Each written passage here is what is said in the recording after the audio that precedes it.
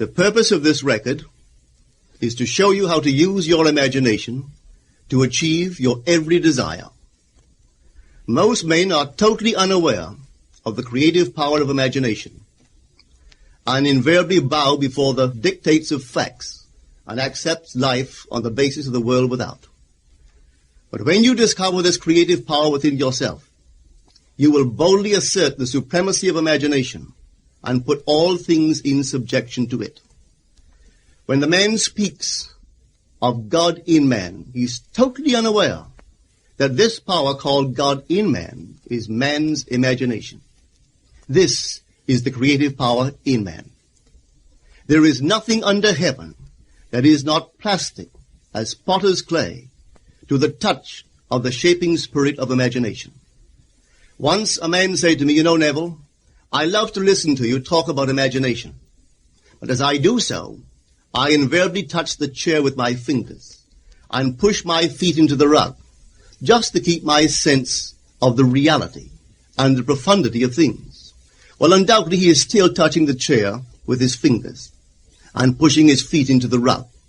But now let me tell you another one who didn't touch with her fingers and didn't push that foot of hers onto the board of the streetcar. It's the story of a young girl, just turned 17. It was Christmas Eve, and she is sad of heart.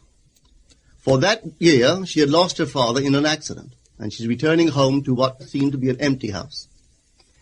She was untrained to do anything, so got herself a job as a waitress. This night is quite late, Christmas Eve. It's raining.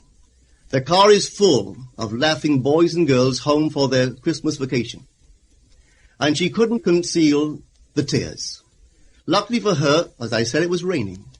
So she stuck her face into the heavens to mingle her tears with the rain. And then holding the rail of the streetcar, this is what she did. She said, "This is not rain, but this is spray from the ocean. And this is not the salt of tears that I taste, but this is the salt of the sea in the wind. And this is not San Diego. This is a ship, and I'm coming into the Bay of Samoa." And there she felt the reality of all that she had imagined. Then came the end of the journey, and all are out. 10 days later, this girl received a letter from a firm in Chicago saying that her aunt, several years before, when she sailed for Europe, deposited with them $3,000 with instructions that if she did not return to America, this money should be paid to her niece. They had just received information of the aunt's death and were now acting upon her instructions. 1 month later, this girl sailed for Samoa. As she came into the bay, it was late that night, and there was salt of the sea in the wind. It wasn't raining, but there was spray in the air, and she actually felt what she felt 1 month before, only this time she had realized her objective. Now this whole record is technique. I want to show you today how to put your wonderful imagination right into the feeling of your wish fulfilled, and let it remain there and fall asleep in that state. And I promise you from my own experience, you will realize the state in which you sleep if you could actually feel yourself right into the situation of your fulfilled desire and continue therein until you fall asleep. As you feel yourself right into it, remain in it until you give it all the tones of reality, until you give it all the sensory vividness of reality. As you do it, in that state, quietly fall into sleep. And in a way you will never know, you could never consciously devise the means that will be employed, you will find yourself moving across a series of events leading you towards the objective realization of this state. Now here is a practical technique. The first thing you do, you must know exactly what you want in this world. When you know exactly what you want, make as lifelike a representation as possible of what you would see and what you would touch and what you would do and physically moving in such a state. For example, suppose I wanted a home, but I had no money, but I still know what I want.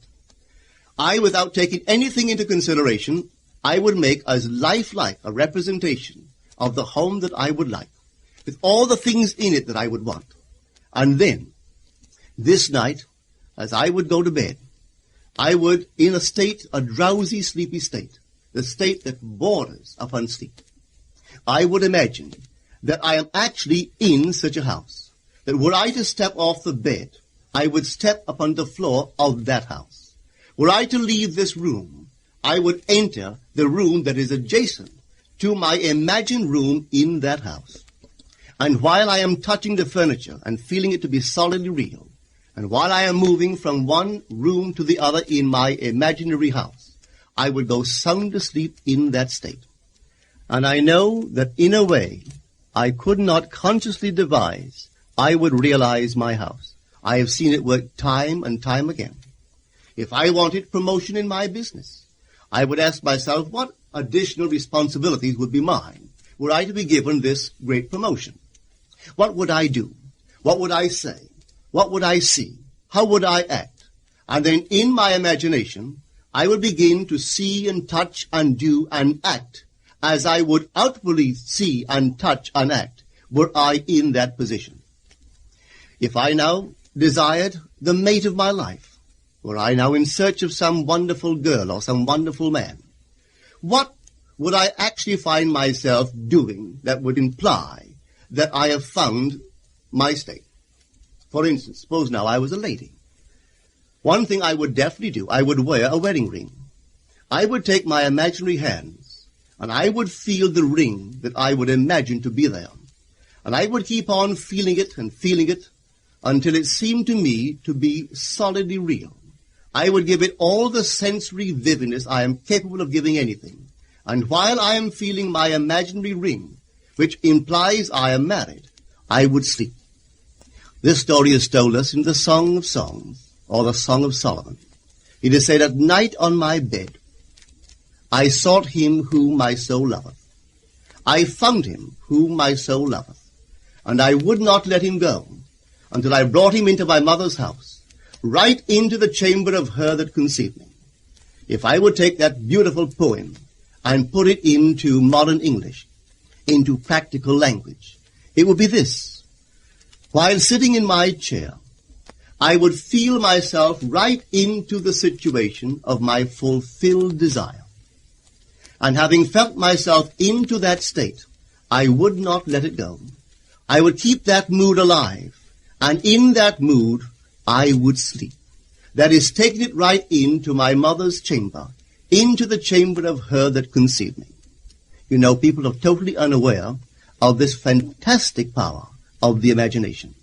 But when man begins to discover this power within him, he never plays the part that he formerly played.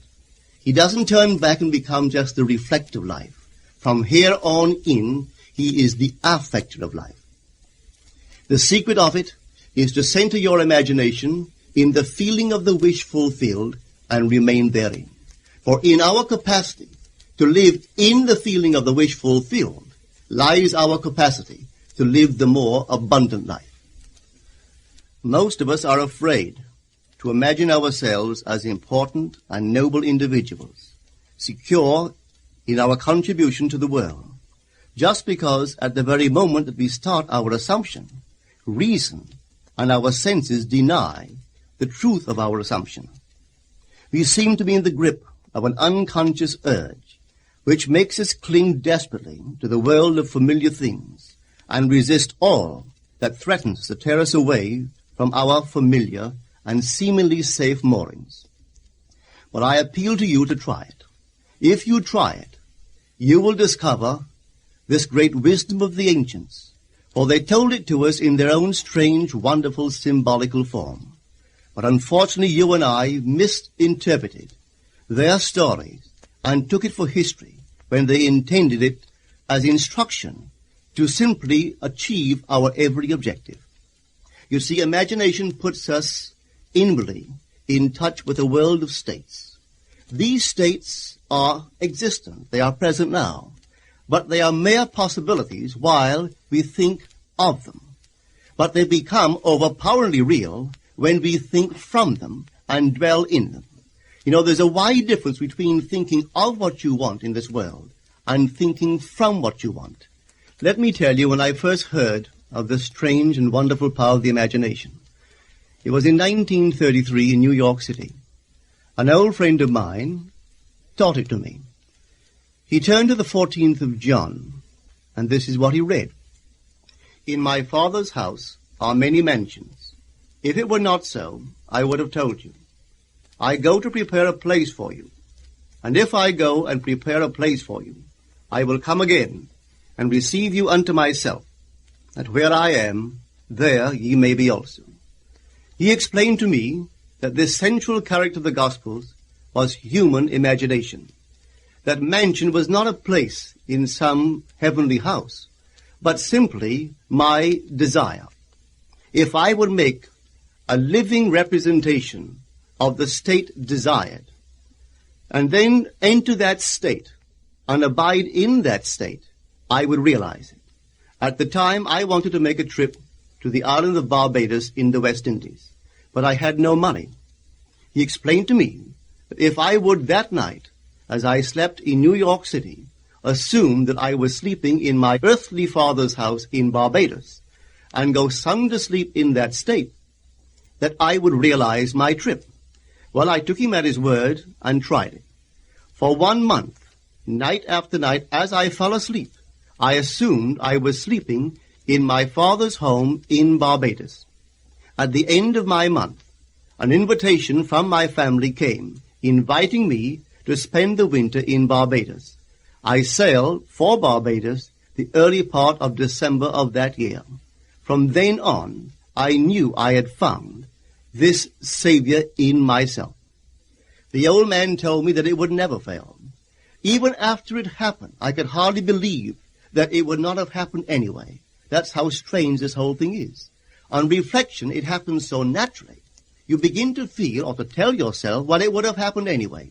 And you quickly recover from this wonderful experience of yours. It never failed me if I would give the mood, the imagined mood, sensory vividness. I could tell you unnumbered case histories to show you how it works. But in essence, it's simple. You simply know what you want. When you know what you want, you are thinking of it. That is not enough. You must now begin to think from it. Well, how could I think from it? I am sitting here, and I desire to be elsewhere. How could I, while sitting here physically, put myself in imagination at a point in space removed from this room and make that real to me? Quite easily. My imagination puts me in touch inwardly with that state. I imagine that I am actually where I desire to be. Now, can I tell that I am there? There is only one way to prove that I am there. For what a man sees when he describes his world is as he describes it relative to himself. So what the world looks like depends entirely upon where I stand when I make my observation. So if, as I describe my world, it is related to that point in space I imagine that I am occupying, then I must be there. I am not there physically, no, but I am there in my imagination, and my imagination is my real self. And where I go in imagination and make it real, there I shall go in the flesh also. When in that state I fall asleep, it is done. I have never seen it fail. So this is the simple technique on how to use your imagination to realize your every objective. Here is a very healthy and productive exercise for the imagination. Something that you should do daily. Daily relive the day as you wish you had lived it, revising the scenes to make them conform to your ideals. For instance, suppose the day's mail brought disappointing news. Revise the letter. Mentally rewrite it and make it conform to the news you wish you had received. Or suppose you didn't get the letter you wish you had received. Write yourself the letter and imagine that you received such a letter. Let me tell you a story that took place in New York not very long ago. In my audience sat this lady who had heard me numberless times. And I was telling the story of revision. that man, not knowing the power of imagination, he goes to sleep at the end of his day, tired and exhausted, accepting as final all the events of the day. And I was trying to show that man should, at that moment, before he sleeps, he should rewrite the entire day and make it conform to the day he wished he had experienced. Here is the way a lady wisely used this law of revision. It appears that 2 years ago, she was ordered out of her daughter-in-law's home. For 2 years there was no correspondence. She had sent her grandson at least 24 presents in that interval, but not one was ever acknowledged. Having heard the story of revision, this is what she did. As she retired at night, she mentally constructed 2 letters. One she imagined coming from her grandson, and the other from her daughter-in-law. In these letters they expressed deep affection for, and wondered why she had not called to see them. This she did for 7 consecutive nights, holding in her imaginary hand the letter she imagined she had received, and reading these letters over and over until it aroused within her the satisfaction of having heard. Then she slept. On the 8th day, she received a letter from her daughter-in-law. On the inside there were 2 letters, one from her grandson and one from the daughter-in-law. They practically duplicated the imaginary letters that this grandmother had written to herself 8 days before. This art of revision can be used in any department of your life. Take the matter of health. Suppose you were ill. Bring before your mind's eye the image of a friend. Put upon that face an expression which implies that he or she sees in you that which you want the whole world to see. Just imagine he is saying to you that he has never seen you look better, and you reply, I have never felt better. Suppose your foot was injured. Then do this. Construct mentally a drama which implies that you are walking, that you're doing all the things that you would do if the foot was normal, and do it over and over and over until it takes on the tones of reality. Whenever you do in your imagination that which you would like to do in the outer world, that you will do in the outer world. The one requisite is to arouse your attention in a way and to such intensity that you become wholly absorbed in the revised action. You will experience an expansion and refinement of the senses by this imaginative exercise, and eventually achieve vision in the inner world. The abundant life promised us is ours to enjoy now, but not until we have the sense of the Creator as our imagination can we experience it. Persistent imagination, centered in the feeling of the wish fulfilled, is the secret of all successful operations. This alone is the means of fulfilling the intention. Every stage of man's progress is made by the conscious, voluntary exercise of the imagination.